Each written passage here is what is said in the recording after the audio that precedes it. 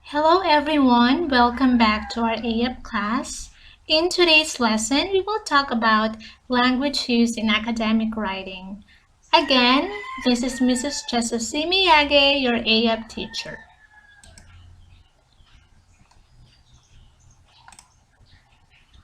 At the end of the lesson, you are expected to first, determine language style in academic writing. Second, differentiate language style used in academic texts from various disciplines. And lastly, construct paragraphs using academic language. Last time, we talked about academic text. Now, let's recall the important principles there. First, a well-structured text enables the reader to follow the argument and navigate the text. Second, a clear structure and a logical flow are imperative to a cohesive text. Third, most academic texts follow established structures such as the three-part essay structure and the IMRAD structure. And lastly, structure should be considered on all levels of text, so you will also find information on structuring paragraphs. Now let's try to answer this. Use the given subject and verb in constructing your own sentence. Observe subject-verb agreement in your sentences. You may add s or es to the verb. Write your answer in your notebook. Let's move on. You have to spot the difference. Directions: what is the difference in the following pairs of sentences? Explain your answer, then write your answer in your notebook. Pair 1. Sentence 1. It was raining cats and dogs. Sentence 2. It was raining very heavily.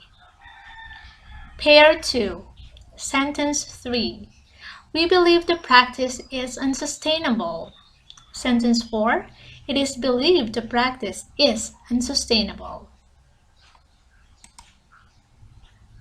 What is it? What is an academic language? Academic language represents the language demands of school or academics. Second, academic language includes language used in textbooks, in classrooms, on tests, and in each discipline. Third, it is different in vocabulary and structure from the everyday spoken English of social interactions. And each type of communication, both academic and social, has its purpose and neither is superior to the other. So in academic text, we use formal language. Academic writing, as we continue, is generally quite formal, objective, or impersonal, and technical. I believe we have discussed it before, but let me again discuss it with you.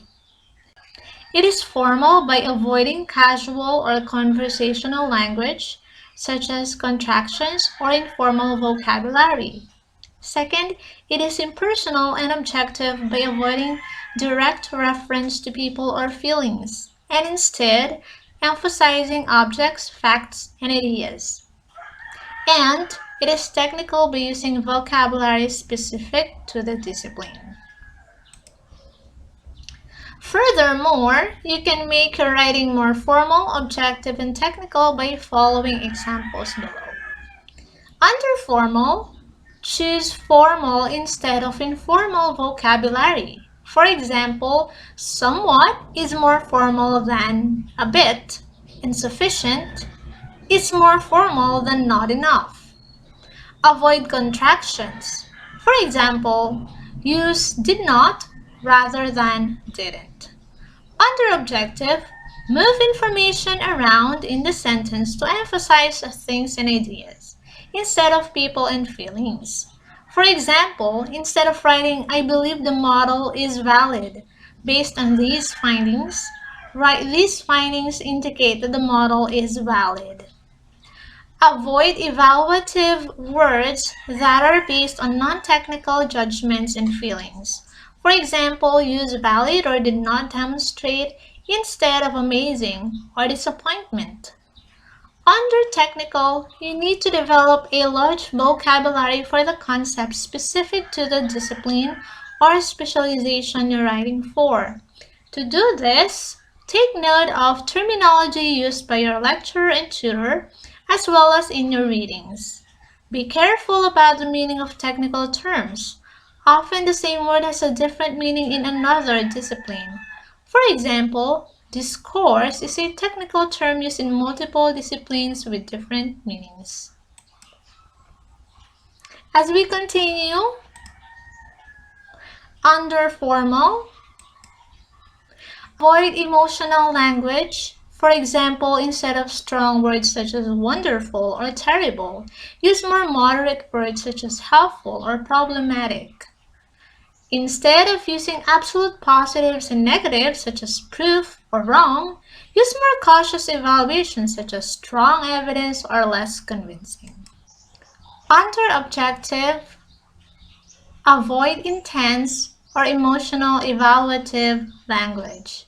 For example, instead of writing parents who smoke are obviously abusing their children, write secondhand smoke has some harmful effects on children's health. Show caution about your views or to allow room for others to disagree. For example, instead of writing, I think secondhand smoke causes cancer, write, there is evidence to support the possibility that secondhand smoke increases the risk of cancer. Find authoritative sources such as authors, researchers, and theorists in books or articles who support your point of view, and refer to them in your writing. For example, instead of writing languages, in my view, clearly is something social. Holiday in 1973 argues language is intrinsically social. Under technical, use the key categories and relationships in your discipline, that is, the way information and ideas are organized into groups. For example, in the discipline of law, law is separated into two types, common law and statute law. Knowing these distinctions will help you structure your writing and make it more technical and analytical. Let's proceed with what's more. Let's practice. Directions. What do you think is the most correct answer in the following instances? 1. Instead of the informal I have read, use I think the essay has. Second, the phrase turn out to be is informal. Instead, use become or end up. 3. Instead of paid for, use given or funded. 4. Job is a little too informal. Instead, write role or gig. 5th, instead of funny, use laughable, ironic. 6. Instead of picked out, use selected or taken. 7. Rather than stand for, write be or represent. 8. The term music fans is informal. Instead, use audience or goers. 9. As a substitute for killing, use assassination or political murder. And 10. Instead of given off, use created or done. What I can do. Let's do it. Directions. Transform the simple sentence into compound or complex sentence. The first one is done for you. The exam is difficult. It is also exasperating. It is transformed into the exam is difficult and exasperating. Number 1. Captain Lewis allowed his men to make important decisions in a democratic manner. This democratic attitude fostered spirit of togetherness and commitment on the part of Lewis' fellow explorers. Second, he studied the biological and natural sciences. He learned how to categorize and draw animals accurately. Third, Mark Twain is the author of Huckleberry Finn. Huckleberry Finn is a classic American novel. 4. My friend likes coffee. She likes tea. She doesn't like milk. Number 5. John F. Kennedy was inaugurated into office in January of 1961. He was assassinated in November of 1963. 6. Some students become nervous around computers. Other students seem to enjoy new challenges. Number 7. Jae-hee comes from Korea. Kyung-yoon comes from Korea. Jae-yoon comes from Korea. 8.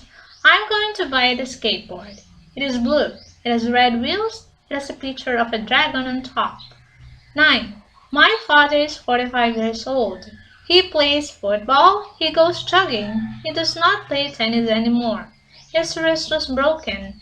This happened 2 years ago. For your post-assessment, let's answer this. Multiple choice. Directions, choose the word that best answers the given questions.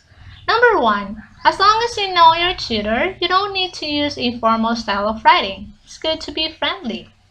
A. Some tutors like you to be formal, but some don't mind as long as you do the work. B. You only need to be formal in exams, not regular coursework. C. It's good to be friendly, but always use formal English when you write assignments. And D. Formal English is too old-fashioned these days. Second, contractions are A. What happens when you have a baby? B. When someone says the opposite to you. C. When something is too narrow. Or D. A shortened form of a word. Third, which example is correct? However, the main reasons are time, money, and cost. A. However, the main reasons are time, money, and cost. B. However, the main reasons are time, money, and cost. C. However, the main reasons are time, money, and costs. 4. Which is correct? A. They were affected badly by the incident. B. The incident affected them badly. C. They were affected badly by the incident. D. The effects of the incident were bad. Number 5. Choose the right one. A. It's both empty. B. It's both empty. C. It's both empty. D. It's both empty. Number 6. Information on the internet is free. Anyone can use it without having to reference it. A. True. B. False. C. Depends on how important the assignment is. Or do you only need to reference authors' work on the internet? 7. What is an academic language? A. It's a set of vocabulary terms used in schools. B. Comes as second nature to native speakers, but it is difficult for ELLs to acquire. C. Is the linguistic register that students are expected to use in school subjects. Or D. All of the above. 8. When do you use formal language? A. In an academic essay. B. When you talk to a friend. C. When you write a text message. Or D. In sending emails. 9. What does it mean to write academically? A. To write in order to pass final exams. B. To write paper for scholars. C. To write using proper English language. D. To avoid copy-pasting from the internet. 10. The term very often may be improved using a more appropriate academic word, which is A. Frequently. B. Rarely. C. Seriously. D. Stubbornly. Now, for your abstraction, what I have learned. Let's remember this. To be a good academic writer, I need to learn the specific styles and structures for my own discipline, as well as for each individual writing task. Some ways to do this are to: first, ask for more information from your lecturer or teacher. Second, study the writing style of the academic articles in the most prestigious journals in your discipline. Third, look at the successful writing by other students in your subject area. And fourth, different disciplines often have quite different expectations about how objective or subjective my writing can be. For example, in some fields, it is fine to use first person, such as my view is that, while in other fields, this is not acceptable. I should look at the convention used in published articles in my discipline area. So that is all for our lesson today. If you have any questions or clarifications, just post them under the comment section below. Thank you and have a great and safe day.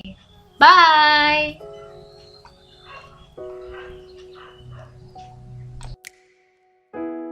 Ask the question, then you said it.